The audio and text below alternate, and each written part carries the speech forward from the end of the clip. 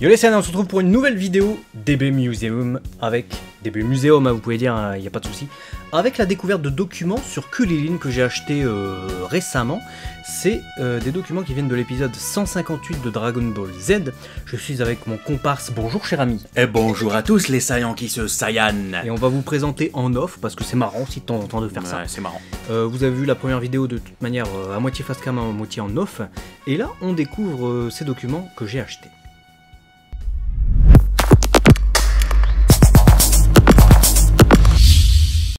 Après ce rapide déballage, le premier truc qu'on peut voir, c'est un layout. Qu'est-ce que c'est un layout?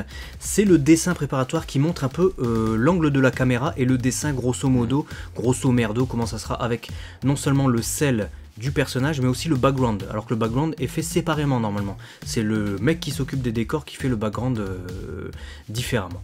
Voilà, donc désolé si la cam a tendance à vouloir s'autofocus, mais bon, les lumières des deux côtés n'étaient pas identiques et étaient un peu capricieuses. Ouais.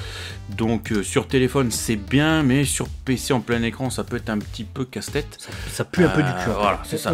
On peut dire ça. Bon, donc après avoir découvert ce layout, ce qui est bien, c'est qu'on voit quand même que c'est écrit Gumi, donc le personnage est sur la même feuille que le mur. Qui est au premier plan, le personnage est au deuxième plan, troisième plan, c'est le background. Là, voilà, je vous montre un peu globalement, ça vient de l'épisode 158, je vous montre la démarcation dont je vous parlais, le personnage, le background, tout est détaché.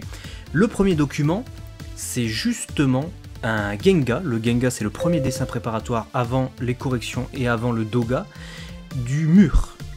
Alors là où c'est intéressant, c'est à la position du personnage et à les corrections ici. Pour ce qu'on va voir juste en dessous. Là, c'est la feuille jaune, c'est tout le temps les corrections. Et ce qu'il faut savoir, c'est que c'est le directeur de l'animation qui fait les corrections sur le Genga, qui est un animateur clé qui l'a dessiné. Et c'est ce qu'on va voir juste en dessous. Voilà. Regardez là, la différence notable entre la correction et le dessin de base. Alors c'est une correction d'Ebisawa. Voilà, donc Ebisawa qui a, on peut dire, totalement, quasiment refait le plan. Ouais, il a fait quasiment l'entièreté du dessin. C'est plus du correctif, mon frère. Là. Ah ouais, là c'est une grosse correction. Là, c'est de l'effacement. Et là, vous voyez aussi le Kulilin qui ferme pas ses les yeux au goût d'Ebisawa, qui a corrigé totalement le plan. C'est encore un total redraw. Puis l'angle beaucoup plus naturel, quoi. On sent que la tête est beaucoup mieux naturellement tournée que, bon, le dessin d'origine est un peu plus maladroit. Et là, on a donc une correction qui lui met l'accent sur les différentes expressions faciales de Kulilin, où on l'a cette fois-ci avec les yeux ouverts et qui doit feindre l'étonnement, la surprise, mais voilà, qu'on ressente aussi la terreur dans ses yeux.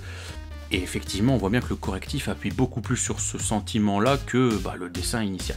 Voilà, évidemment, comme la partie du corps caché de Kulilin n'apparaîtra pas de toute manière dans l'épisode, Ebisawa se concentre surtout sur corriger vraiment ce qui dépasse, là, le bras, la tête, le visage et tout. On voit d'ailleurs que c'est un peu plus pointu avec Ebisawa.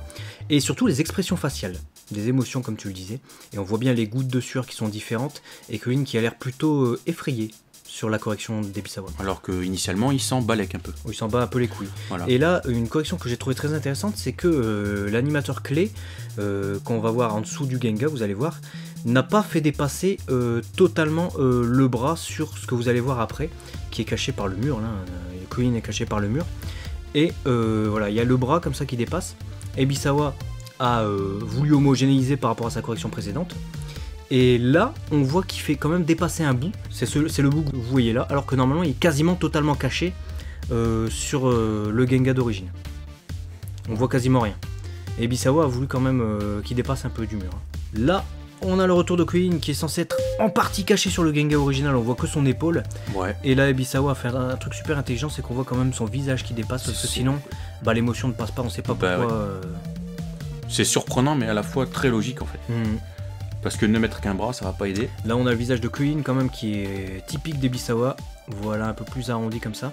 Et les expressions, par contre, sont beaucoup plus impressionnantes chez Ebisawa. Ouais, carrément. Ouais. On a souvent tendance à critiquer Ebisawa parce qu'il a un peu foiré l'épisode 121, notamment de DBZ. Mais finalement... Mais quand vous regardez ses corrections par rapport à la logique, c'est intelligent. Ah ouais, carrément. Même encore une fois ici, vous voyez, initialement...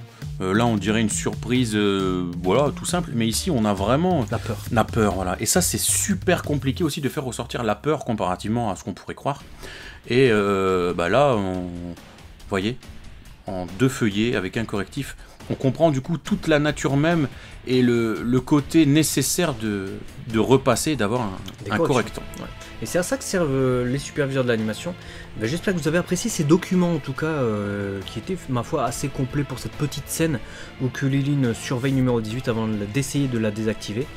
C'est la scène aussi où il y a l'écureuil, etc. Où il se cache derrière les rochers. Et nous, on se retrouve très vite sur DB Times. N'hésitez pas à partager justement pour faire connaître un peu ces informations, comment se déroule la création d'un animé. A très vite sur DB Times. Ciao. Matane.